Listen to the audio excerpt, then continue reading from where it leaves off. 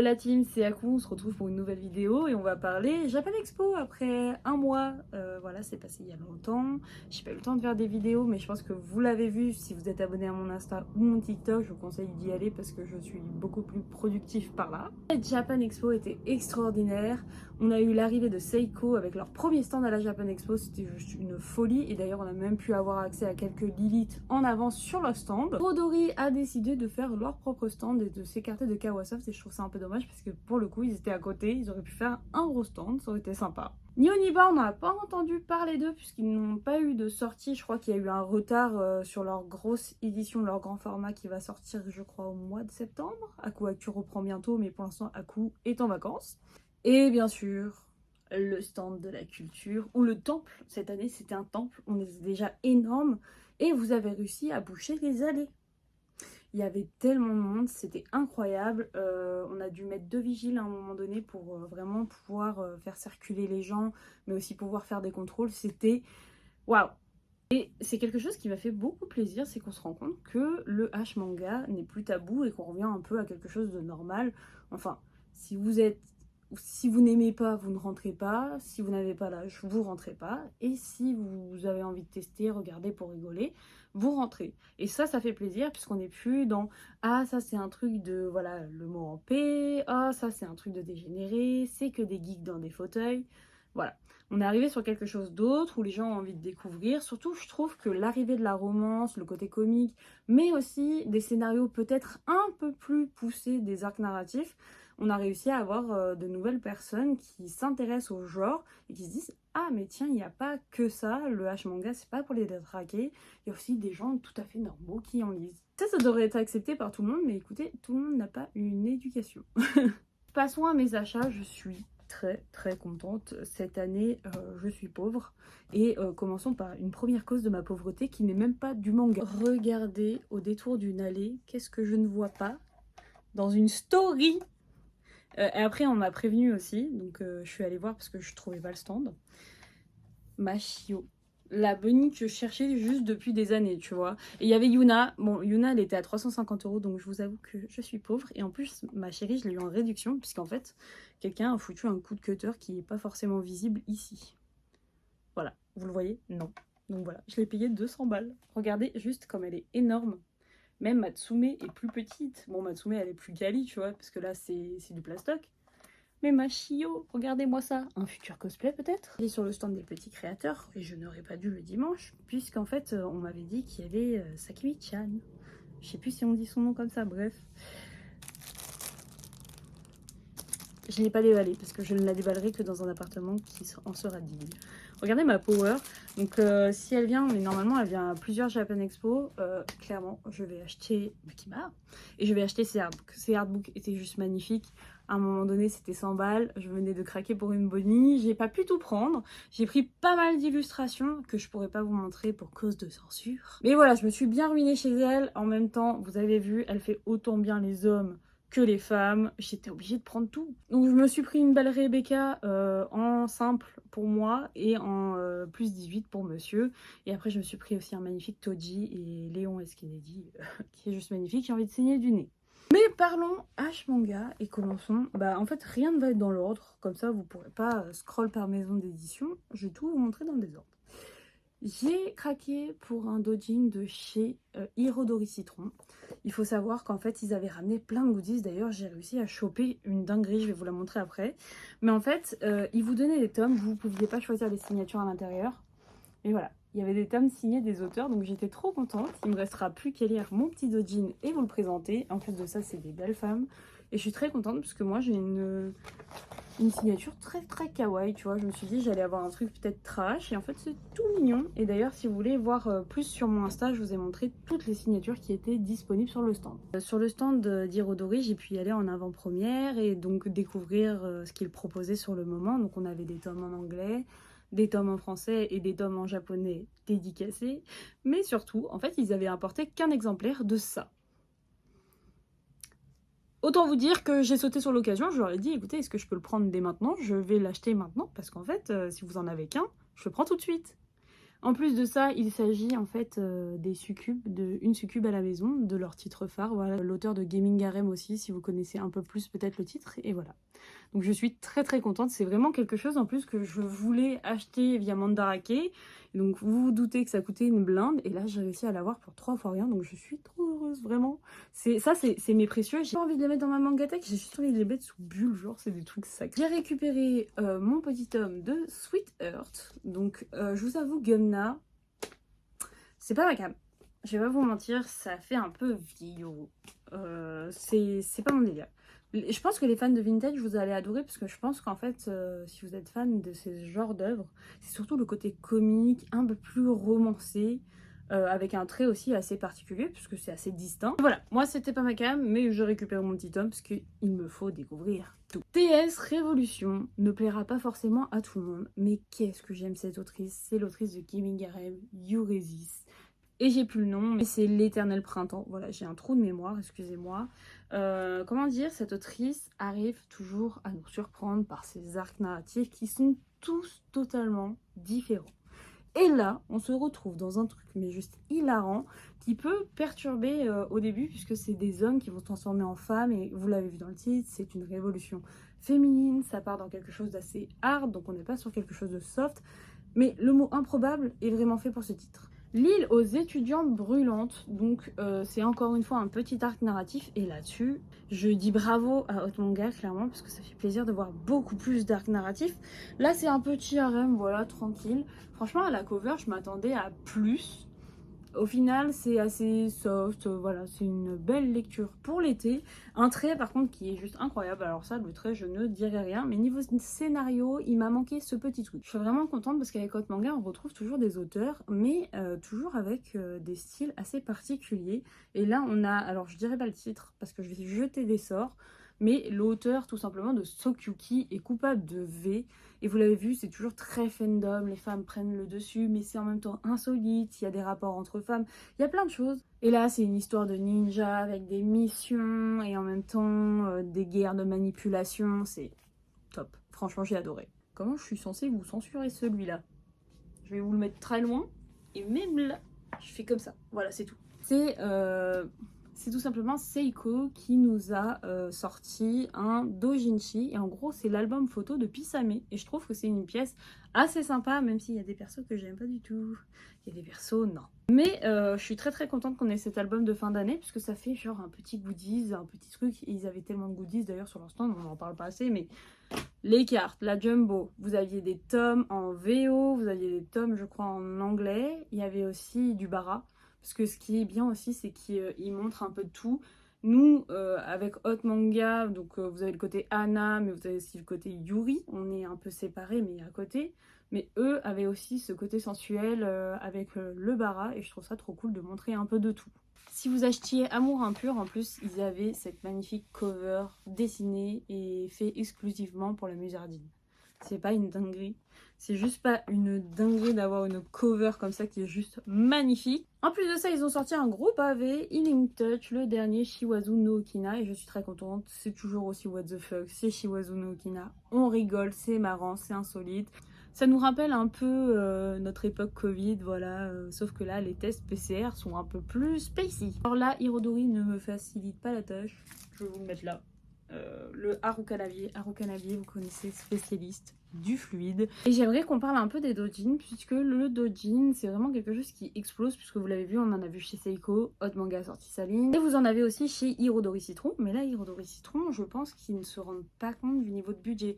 Moi, je peux comprendre, on prend en compte le fait que le doujin, c'est quelque chose de limité, rare, il faut payer les auteurs, il faut payer tous les gens qui sont autour, mais c'est vrai que 45 € pour une personne, ça, sachant que c'est pas rigide, c'est un truc souple, c'est un peu compliqué. Le souci que j'ai, c'est vraiment un rapport qualité-prix, c'est un petit peu compliqué de faire avaler ça à tout le monde, et au lieu de sortir peut-être un tome, aller à 10 €, 12 € de l'auteur, bah, ils ont préféré sortir une compilation qui est 2 fois plus chère, et sur des gros événements comme ça, bah, y a peut-être des gens qui ont des gros budgets, mais il y a des gens qui ont des petits budgets et c'est un peu compliqué. Mais je suis quand même contente puisque Haru Kanagi, vous le savez maintenant, c'est un auteur que je chéris. Son trait, le fluide, le fandom et surtout sa gestion des harems est assez sympa puisque les femmes restent toujours dominantes alors que dans un harem, on sait normalement c'est l'homme qui est mis en valeur et qui choisit juste une femme comme ça.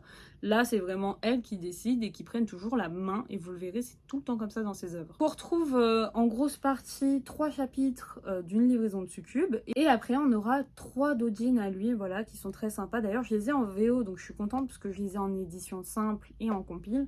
Mais je pense que déjà, d'un point de vue commercial, et ce n'est que mon avis, commencez pas à croire que j'ai la science infuse, mais je pense que d'un point de vue commercial, pour eux, ça aurait été cool de sortir peut-être un tome. Après, je dis pas au niveau de la production, peut-être que ça aurait été trop cher, mais c'est vrai que la compilation peut freiner les gens et ils ratent de belles histoires, puisqu'en plus, ce titre-là, en plus, on a un chapitre qui est full couleur, qui s'appelle La Nageuse, qui est juste incroyable. Les couleurs sont trop bien gérées par Haru Kanagi, et je pense que s'il l'avait sorti en simple, mais ça aurait été juste incroyable. Après, c'est vrai que il fait une dizaine de pages, je suis pas sûre que les gens auraient kiffé avoir un livret. Comme je vous dis, voilà, hein, c'est pas un monde de noir et blanc, on est sur du gris.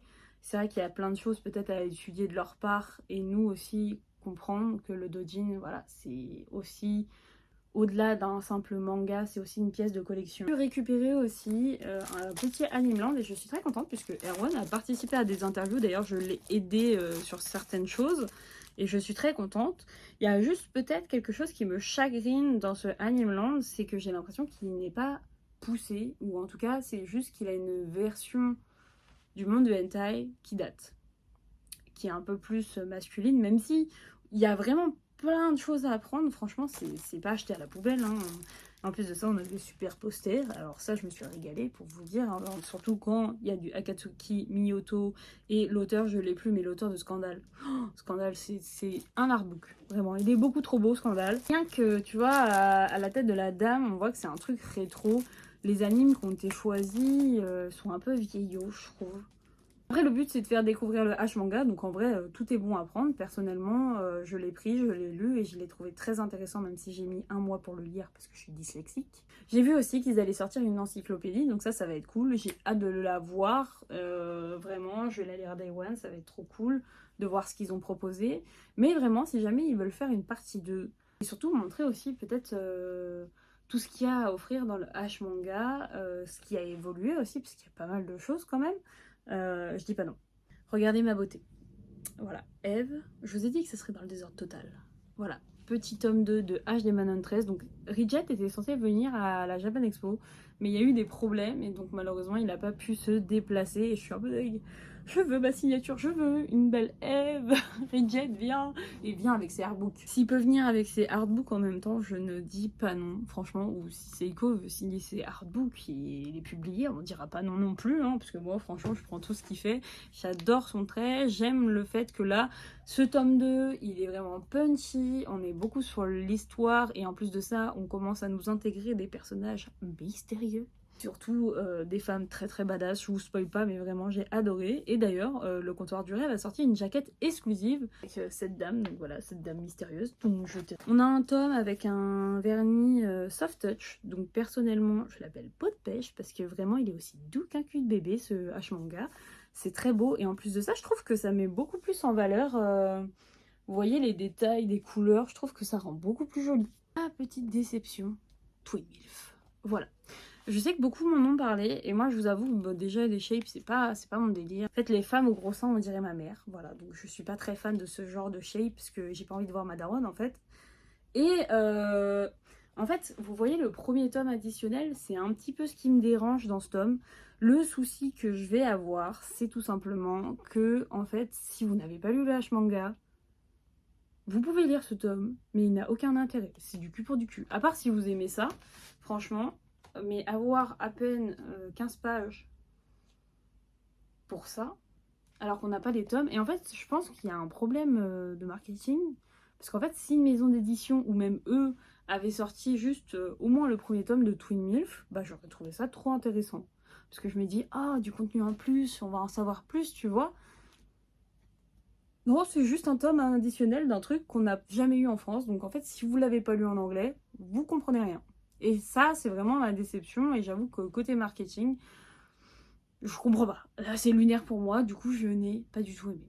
Quelque chose que j'attendais depuis longtemps, toujours chez Hirodori Citron, les Sœurs Nanaka, la compilation. Voilà, on retrouve Akatsuki Miyoto, vous l'avez déjà vu avec Virgin Lost Club, le fameux, mais aussi un titre avec 3 sœurs succubes, j'ai plus le nom, mais pareil, il est fini en 3 chapitres, et le 3e devrait sortir dans pas longtemps. Et les Sœurs Nanaka sont officiellement finis, et je suis triste puisque ce doujin était trop bien, c'était trop un mélange de spacey, et en même temps un côté mystérieux, et un côté un peu what the fuck parfois. Et je suis très contente qu'on l'ait en français et j'espère qu'on aura le volume 2. Vous le savez maintenant, Hot Manga a sorti leur doujin, mais surtout une édition prestige. Donc ça va pas être comme l'édition Deluxe qui est elle cartonnée et en format H-Manga. Là on est vraiment sur un format B5 et j'insiste, on est sur un format B5 français qui est légèrement plus petit que le japonais. Du coup une édition souple, et alors je suis très contente de ce choix puisque en fait vraiment une version cartonnée, on aurait eu un omnibus, ça aurait été trop chiant à lire. Là je trouve que c'est beaucoup plus fluide et j'ai pas peur de casser mon dos. Tiens à dire que j'adore le fait qu'ils aient mis le logo comme ça, c'est très très joli en plus de ça. Le tome est incroyable et on est sur un petit arc narratif de science-fiction, de la baston, des femmes fatales et en même temps du spacey. Ce genre de scénario, on en veut plus en fait. Vraiment, quand je vous dis que Hot Manga a fait un effort sur les arcs narratifs cette année, mais j'ai été surprise sur tellement de titres. Une autre édition prestige avec le magnifique monsieur Aogi-san, qui s'appelle Aogi-san tout court maintenant. Donc voilà, on a le droit à Necrophilis enfin en France dans une édition en plus prestige avec une magnifique cover. Et si vous retirez cette cover, vous avez juste une magnifique illustration. Et vraiment, la gestion des lingeries et ce mec, c'est incroyable. Et ce tome, c'est un petit recueil fantasy. Voilà, on va avoir pas mal d'histoires de poupées. Vous verrez, il y a un peu de tout. Et c'est vrai que Necrophilis, ça lui rend pas trop hommage. En tout cas, honneur. Mais bon, c'est pas grave. On a une petite dorure depuis tout à l'heure. Vous voyez, je fais que ça brille. Mais parce que cette œuvre est juste incroyable. J'aime la douceur du trait de l'auteur, c'est juste magnifique.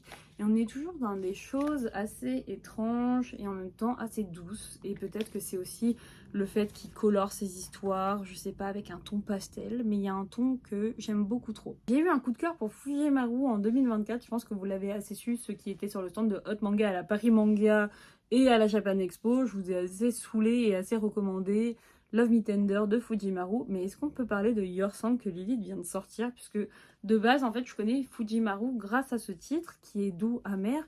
Vraiment c'est une expérience, et juste de le voir traduit en français ça me fait trop plaisir, et surtout de voir est-ce que j'ai ressenti la même chose en anglais qu'en français.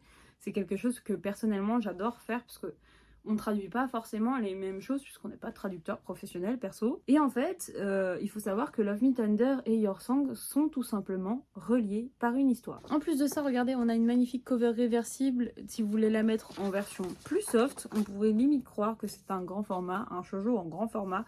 Donc je suis très contente de retrouver Fujimaru puisque on l'a découvert peut-être pour certains d'entre vous avec Love Me Tender qui est juste rigolo avec une fin plus amère, et là vous allez voir, bah du coup ce titre c'est vraiment ça. On aime et en même temps, je sais pas, on est un peu morose, c'est vraiment un titre que j'adore. Avec deux doujins, je vous ai dit qu'il y avait beaucoup de choses. Hein. On continue avec les deux doujins, enfin de chez Hot Manga, ils sont à 9,95 €. Hot Manga est là pour tuer la concu. On aura dans cette édition des petits rabats, et surtout la chose que j'apprécie le plus, c'est l'attention de nos mangatech. Parce que je pense que vous le savez, quand vous avez des doujins et que vous commencez à les empiler, pour les retrouver c'est très très difficile. Ce sera limité, vous le savez, maintenant c'est du doujin, hein, ce sera limité à 1500 exemplaires. Faut pas traîner. Il y a du stock pour tout le monde, faut pas traîner. Surtout à 9,95 €, il est accessible, je trouve, comparé à par exemple un doujin de Hirodori où là on est sur du 14 € qui peut monter à du 25 si c'est du full couleur, et 45 pour des compiles. Là on est vraiment sur des choses quand même qui sont abordables, surtout les éditions prestige que je vous ai montré qui restent aux alentours de 16,95 €. Et pour finir, on finit avec Lilith et le retour de For You avec Naufrage scolaire qui franchement était hilarant, hein. C'est du For You maintenant, on le sait, c'est what the fuck, c'est complètement fou. C'était très drôle, surtout qu'en fait on est sur un arc narratif mais décrit par plusieurs couples, plusieurs situations étranges d'ailleurs. C'était beaucoup trop drôle Il y a certaines shapes, voilà, je suis pas trop fan de For You, mais là, franchement, ça allait. On est sur des femmes, voilà, des petites minettes un peu punchy. Il a un trait, on va dire, comique. Moi, c'est comme ça que je les appelle. Fujimaru est pareil. Et du coup, c'est assez sympa. Ça rend vraiment hommage à ce qu'il a fait. Et j'adore la saturation des couleurs sur ce tome. Il est trop chou. Donc voilà, j'espère que vous avez dégusté vos meilleurs popcorn parce que franchement, moi, j'en peux plus. Cette vidéo était juste archi longue, mais j'avais tellement de choses à vous montrer et en même temps vous papoter un peu mes avis sur les H-manga que j'ai pu lire et on en parlera un peu plus quand j'aurai le temps de faire des vidéos. C'était à coup, j'espère en tout cas que vous avez kiffé. N'hésitez pas à vous abonner à mon Insta où je suis beaucoup plus active et n'hésitez pas à me soutenir sur ma chaîne.